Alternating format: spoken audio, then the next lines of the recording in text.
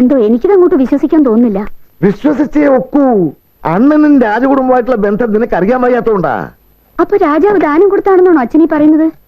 അല്ലാതെ അണ്ണൻ ഇത്രയും സ്വത്ത് എവിടുന്ന് കിട്ടാനാ? ഇനി അത് കൈമറിഞ്ഞ് പോകാതിരുന്നാ മതി. ആ, അത്രയ്ക്ക് സ്വത്ത് കിട്ടിയിട്ടുണ്ടെങ്കിൽ അത് ആർക്കാ കൊടുക്കേണ്ടതെന്നും വല്യച്ഛൻ നിശ്ചയിച്ചിട്ടുണ്ടാവും. എന്ത് നിശ്ചയിച്ചാലും വെല്ലെണ്ണന് പ്രഭാകരനോട് പ്രത്യേക ഒരു സ്നേഹമാണ്. അതുകൊണ്ട് അവൻ വിചാരിച്ചാൽ വെല്ലെണ്ണന്റെ സ്വത്ത് മുഴുവൻ നമുക്കിങ്ങ് വന്ന് ചേരും. അതെങ്ങനാ? ആ, നിങ്ങൾക്കിപ്പോ കുറച്ച് കടബാധ്യതകളൊക്കെ ഇല്ലേ? വെല്ലെണ്ണനോട് ഇക്കാര്യം പ്രഭാകരനൊന്ന് ബോധിപ്പിച്ചാ മതി. ആ, അതെങ്ങനെ? വെല്ലെണ്ണൻ ഇതിനകത്ത് കയറുന്ന ഇപ്പോഴും അവൻ ഒരേ പിടിവാശിയല്ലേ? നീ എങ്കിലും അവനോട് കാര്യങ്ങളൊക്കെ ഒന്ന് പറഞ്ഞ് മനസ്സിലാക്കി കൊടുക്കേ. അയ്യോ, അതിപ്പോ ഞാനെങ്ങനെയാ? ഒന്നുമില്ലേലും അമ്മുക്കുട്ടിയുടെ ഭാവിയെങ്കിലും നമുക്ക് നോക്കണ്ടേ? നിന്നെപ്പോലെ തന്നെ അവളെ ഒരു മിടുക്കി ഡോക്ടറാക്കണമെന്ന എന്റെ ആഗ്രഹം. നിന്റെ ഈ ഒരുത്തിയുടെ വരുമാനം കൊണ്ട് ഇന്നത്തെ കാലത്ത് ഇത് വല്ലതും നടക്കുവോ? അവനാണെങ്കിൽ ഒരു ദിവസം കഷ്ടിച്ച് 2 രോഗികളെ പോലും കിട്ടിയേയില്ല. വെല്ലെണ്ണന്റെ സ്വത്ത് നമുക്ക് കിട്ടിയാൽ നമുക്കൊരു ആശുപത്രി പടുത്തുകൂടെ? ഇപ്പോ ഒക്കെ സ്വകാര്യ ആശുപത്രി എന്ന് പറഞ്ഞാൽ എന്താ വരുമാനം? ഈ നശിച്ച ആയുർവേദം കളതേച്ച് അവൻ അതിന്റെ കാര്യമൊക്കെ നോക്കിക്കൂടെ? എന്റെ മോനോ മിടുക്കില്ല. നീയും കൂടി ഇങ്ങനെ ആയാൽ എങ്ങനാ? അവനുമായിട്ട് ഒന്നും ഒറ്റയും പറഞ്ഞ് ഉടക്കി നിൽക്കാതെ നയത്തിലിടപെട്ട് അവന്റെ മനസ്സൊന്ന് മാറ്റിയെടുക്കാൻ നോക്ക്. പെണ്ണിന്റെ ബുദ്ധിയാ കുടുംബത്തിന്റെ ഉന്നതി. 54 ഏക്കർ 18 സെന്റ്.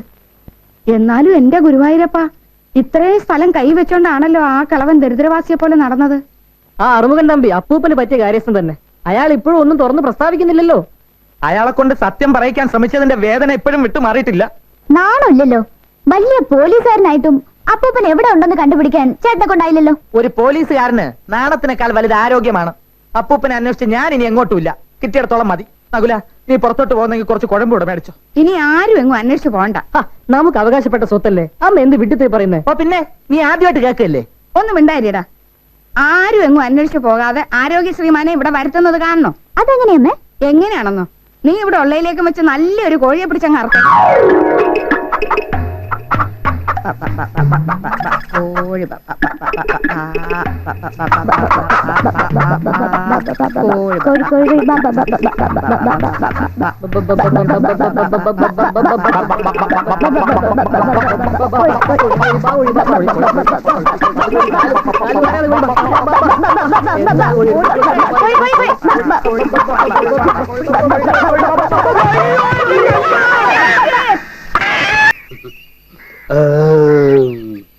സദ്യ എങ്ങനെ ഉണ്ടായിരുന്നു അപ്പൂപ്പ?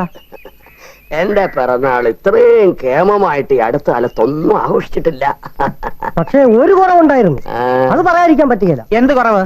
എന്റെ കഥാപ്രസംഗത്തിന്റെ അഭാവം അത് വല്ലാതെ മുളച്ചു നിന്നു. അതുണ്ടായിരുന്നെ നിന്റെ പലയിടവും മുഴച്ചേനെ.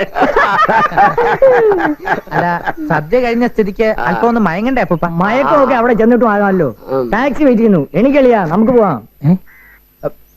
എങ്ങോട്ട്? വല്യമ്മാവനെ ഞങ്ങളുടെ വീട്ടിലോട്ട് കൊണ്ടുപോവാ. അത് കൊള്ളാം. അമ്മുക്കുട്ടിയും ഞാനും ഇതുവരെ ഇവിടെ കാത്തിരുന്നത് എന്തിനാ വിചാരം? മീശപ്പൂപ്പിനില്ലാതെ ഇവിടെ ഉറങ്ങത്തില്ല അല്ലേ മോളെ? വല്യമ്മാവനില്ലാതെ അമ്മ ഊണ് കഴിക്കില്ല, അത് കൊച്ചമ്മാവൻ അറിയോ? വല്യമ്മാവൻ ഞങ്ങൾക്ക് ആത്മീയ ഗുരുവാണ്. മരുഭൂമിയിലെ നീനുടവയാണ്, അമാവാസിയിലെ പൂർണ്ണചന്ദ്രനാണ്. തൊലിയാണ്. മംഗള, ഈ മുറ്റത്ത് വെച്ച് വേണ്ട നിന്റെ കഥാപ്രസംഗം. എന്നാ വല്യമ്മാനെ ഇറക്കി വിടെ, ടാക്സി കൂലി കൂടുന്നു. അപ്പൂപ്പന്റെ വീടാണിത്. അപ്പൂപ്പന്റെ സ്വന്തം മകൻ, അതായത് ഞങ്ങളുടെ അച്ഛൻ അന്ത്യശ്വാസം വലിച്ച വീട്. എന്താ നോക്കൂല? പിന്നെ ഇത് വിട്ടിട്ട് അപ്പൂപ്പന്റെ ഒരു ജീവിതമില്ല. ഇവരൊക്കെ പലതും പറയും. മോള് പോയി അപ്പൂപ്പനെ വിളിക്കും. അയ്യോ, അപ്പൂപ്പൻ എങ്ങനെ വരും മോളെ? അപ്പൂപ്പന്റെ പേർക്ക് ഇവിടുത്തെ അമ്പലത്തിൽ ഒരു മൃത്യുഞ്ജയ ഹോമവും 1001 നെയ്വിളക്ക് നേർന്നിരിക്കുക ഈ വല്യമ്മ. അപ്പൊ എന്റെ നേർച്ചയും വഴിപാടിന് ഒരു വിലയില്ല ദേവിയ? വിലയില്ലെന്ന് ഞാൻ പറഞ്ഞില്ലല്ലോ അപ്പച്ചി. ഞാൻ ഇവിടുത്തെ അമ്പലത്തിൽ നേർന്നു പോയതല്ലയോ? ഇത് ഞാൻ അവിടുത്തെ അമ്പലത്തിൽ നേർന്നു പോയതല്ലേ? അയ്യോ, അപ്പച്ചി അമ്മമ്മയ്ക്ക് അറിയാൻ വയ്യാഞ്ഞിട്ടാ. ഇവിടുത്തെ ശിവന് ശക്തി വളരെ എനിക്കറിയാ, നമുക്ക് പോവാം. നിങ്ങളൊക്കെ കാണിക്കുന്നത് വലിയ കഷ്ടമാ. അളിയനും ചെറുമക്കളും ഒക്കെ ഉണ്ടായത് പിന്നെയല്ലേ ഈ ഇരിക്കുന്നത്?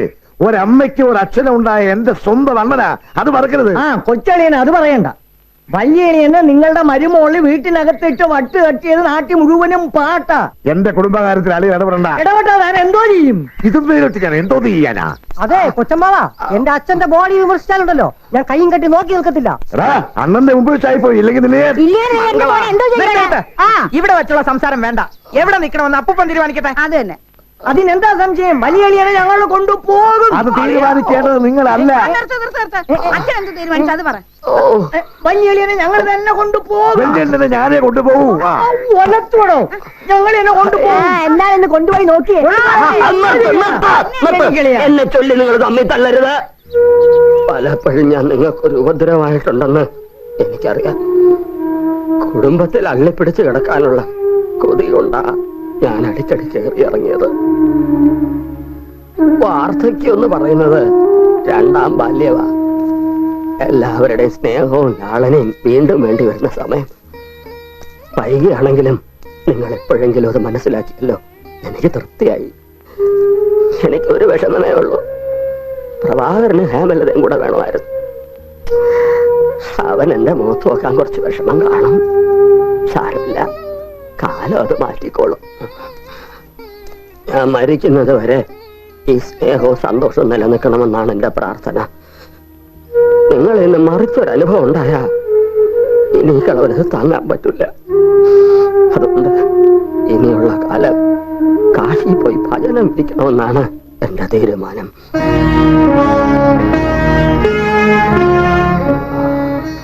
ശ്രീപത്മനാഭ, 2 ദിവസത്തിനകം പടത്തലവൻ കാശിയിലേക്ക് പോകും. ഇനിയുള്ള ഓരോ നിമിഷവും നമുക്ക് നിർണായകമാണ്. എങ്ങനെയെങ്കിലും കക്ഷിയെ എന്റെ കയ്യിൽ കിട്ടിയേ തീരും. പ്രകൃതി രമണീയവും സമ്പൽ സമർത്ഥവുമായ ആ റബ്ബർ എസ്റ്റേറ്റിന് പുറത്ത് ഞാൻ കുറെ സ്വപ്നങ്ങൾ നെയ്തുപോയി. അത് സാക്ഷാത്കരിക്കാതെ വല്യമ്മാവൻ കാശിയിലേക്ക് പോയാൽ ഞാൻ പിന്നെ കാശ്മീരിലെ തീവ്രവാദികളുടെ ഇടയിലേക്ക് പോകുന്നതാവും നല്ലത്. ഞങ്ങൾ എന്താ ചെയ്യേണ്ടത്? എന്തും ചെയ്യാം. ഭവനഭേദനമോ കിഡ്നാപ്പിങ്ങോ ഹൈജാക്കിങ്ങോ ഒളിപ്പോരോ, ഇതിൽ എന്തായാലും എനിക്ക് വിരോധമില്ല. ആളെ കൈ കിട്ടണം. ഓക്കെ, ആളെ ഞങ്ങൾ എത്തിച്ചേരാം. പക്ഷെ ചെലവൽപ്പം കൂടും. കഴിഞ്ഞ പ്രാവശ്യം ഏൽപ്പിച്ച പണിക്ക് തന്ന പ്രതിഫലം ഇതിനും തരാം. 500 രൂപയോ? അത് കഥാപ്രസംഗത്തിന് കൈയടിച്ചതന്നല്ലേ. അതുപോലല്ലത്, ഇതൊരാളുടെ കാലൊടിക്കുന്ന ഏർപ്പാടാ. മനസ്സിലായോ? കൈയടിക്കുന്നതിനും കാലൊടിക്കുന്നതിനും ഞാൻ ഒരേ അധ്വാനമേ കാണുന്നുള്ളൂ. പോട്ടെ, എന്തേലും കൂട്ടിത്തരാം. ഇന്ന് എന്താ ആഴ്ച? ഇന്ന് വെള്ളിയാഴ്ച. എനിക്കറിയാം, അപ്പൂപ്പൻ ദീപാരാധന തൊഴാൻ പോകുന്ന ദിവസം. യക്ഷിയും ഗന്ധർവനും ആവാഹിക്കാനുള്ള സാധ്യത തള്ളിക്കളയാനാവില്ല. ഒറ്റയ്ക്ക് വിടുന്നത് റിസ്കാ. ഒരു പൗരന്റെ സ്വത്തിനും ജീവനും സംരക്ഷണം നൽകുക എന്നത് എന്നെ പോലെ മിടുക്കനായ ഒരു പോലീസുകാരന്റെ കടമയാണ്. വെറും പൗരനല്ല, 10-50 ഏക്കറിന്റെ ഉടമസ്ഥനായ പൗരൻ.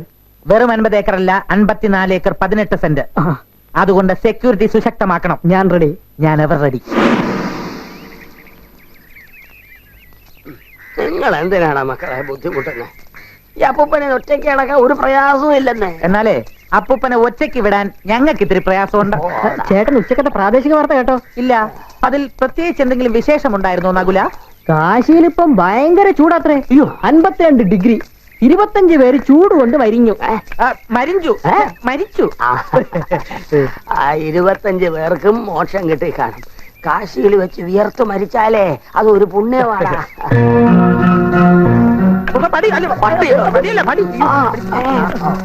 നടന്നു വരുന്ന വൃദ്ധനാണ് നമ്മുടെ ഇര. ഇനി ആക്ഷൻ തുടങ്ങാം.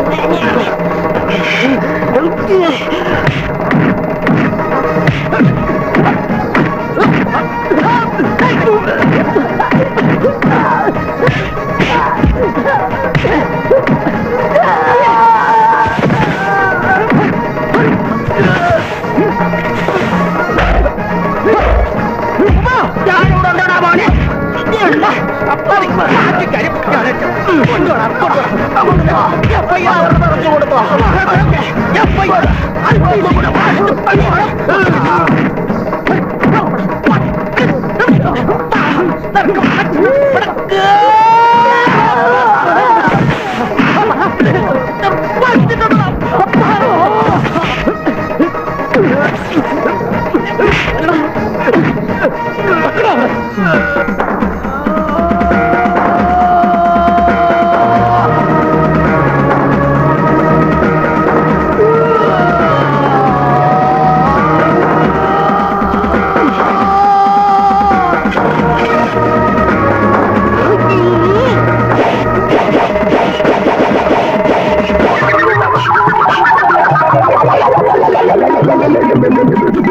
വാളുറയിലിട അപ്പൂപ്പ.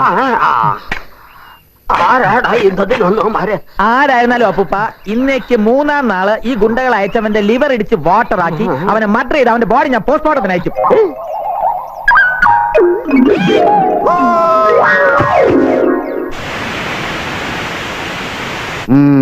യവന്മാരുടെ ഒരു കളി എന്റെ അടുത്ത് നടക്കത്തില്ല. ഞാൻ സംഗതികൾ വളരെ സൂക്ഷ്മമായി കാണുന്നവനാ. എല്ലാം ഞാൻ കണ്ടു കഴിഞ്ഞു. അച്ഛൻ എന്ത് കണ്ടെന്നായി പറയുന്നേ? വെള്ളേണ്ടൻ കാശിക്ക് പോകുന്നില്ല. അണ്ണൻ വരുന്നു നമ്മുടെ ഈ വീട്ടിലേക്ക് എന്നെ കാണാൻ. പക്ഷെ അണ്ണൻ വരുമ്പോ ഞാൻ നിൽക്കുന്നില്ല, ഇരിക്കുന്നില്ല, കിടക്കുന്നു.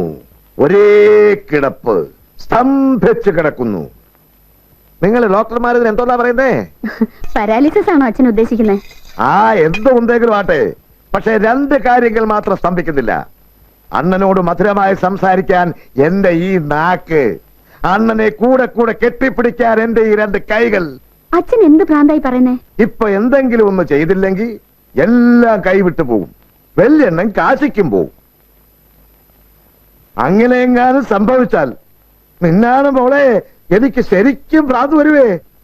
പ്രഭ ഇതൊക്കെ അറിഞ്ഞാൽ? അവൻ മദ്രാസിൽ നിന്ന് തിരിച്ചു വരുന്നതിന് മുമ്പ് എല്ലാ കാര്യങ്ങളും നടക്കണം. വെല്ലെണ്ണൻ ഇവിടെ എത്തണം. അച്ഛൻ എന്തായി പറയുന്നേ? ആയുർവേദമാണെങ്കിലും പ്രഭ ഒരു ഡോക്ടറാ. അതൊന്നും പ്രശ്നമല്ല. അവനിവിടെ വരുമ്പോ അസുഖത്തെ കുറിച്ചുള്ള വിവരങ്ങളെല്ലാം നീ അങ്ങ് പറഞ്ഞു കൊടുത്താൽ മതി. അവൻ വിശ്വസിച്ചോളും. അയ്യോ അച്ഛാ, അയ്യോ, നീ ഒന്നുകൊണ്ടും പേടിക്കണ്ട. എന്റെ മോളെ, നിനക്കും അമ്മൂനും വേണ്ടിയാ ഞാൻ ഇതൊക്കെ ചെയ്യുന്നത്. വെല്ലെണ്ണൻ ഇവിടെ എത്തിക്കഴിഞ്ഞാൽ ഒരാഴ്ചക്കുള്ളിൽ ഞാൻ എല്ലാം നേടിയെടുക്കും. പിന്നെ ദേ അവന്മാര് ഗോപി.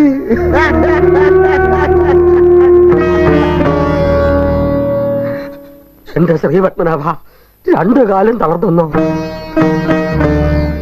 എനിക്ക് എന്റെ ഫൽഗുനെ ഇപ്പൊ കാണുന്നു. പാവം, ആർക്കെന്ത് ദ്രോഹമാവൻ ചെയ്ത്. എന്നാ ഞാനങ്ങോട്ട് താന്നേക്ക്, ഞാനും കൂടെ വരുന്നു. എന്റെ ബാഗ് എവിടെ? അപ്പൂപ്പന്റെ മുമ്പിൽ വെച്ചാണ് ഇത്തരം കാര്യങ്ങൾ പറയുന്നത്. ഒന്നാമത് ദുർബല ഹൃദയന. എന്തെങ്കിലും സംഭവിച്ചാൽ നിങ്ങൾ സമാധാനം പറയോ? ക്ഷമിക്കണം, ഞാനത് ഓർത്തില്ല. എന്നാ നിങ്ങൾ പൊക്കോ. ഞങ്ങൾ പുറകെ വന്നോളാം. ശരി. അപ്പൂപ്പനെ വിടാൻ പോവാണോ? മണ്ടത്തരം കാണിക്കരുത്. വിവരം അറിഞ്ഞ സ്ഥിതിക്ക് എങ്ങനെയാ വിടാതിരിക്കുന്നത്? പിന്നെ ഇവിടുത്തെ കാര്യങ്ങളൊക്കെ ഒന്ന് നോക്കിക്കൊള്ളണം. ഞാനില്ലെന്ന് കരുതി ചുരുണ്ടോടി കിടന്നുകളായിരുന്നു. ഈ കൗശല്യൊന്നും പെട്ടെന്നാവട്ടെ. അവളും വരുന്നു. അപ്പൊ പശുവിന്റെ ആ, അതിന്റെ അകടി ഞാൻ ലോക്ക് ചെയ്തു. അല്ലെങ്കിൽ തന്നെ ലക്ഷക്കണക്കിന് രൂപ വിലയുള്ള റബ്ബർ പാല് കിടക്കുമ്പോഴാ പശുവും പാൽ. ആ, പോവാൻ പറ. അയ്യോ, അമ്മ പെട്ടി എടുക്കില്ലേ? ആ, അസുഖം അന്വേഷിച്ച് പോകുന്നവർക്ക് എന്തിനാടി പെട്ടി കിടക്കൊക്കെ? അത് കൊള്ളാം. വല്യമാവനോടെ നിൽക്കുന്നിടത്തോളം കാലം നമുക്കും അവിടെ നിൽക്കേണ്ടതാ. സ്വത്തിന്റെ കാര്യത്തിൽ ഒരു തീരുമാനമായിട്ടേ ഇനി ഇങ്ങോട്ടുള്ളൂ.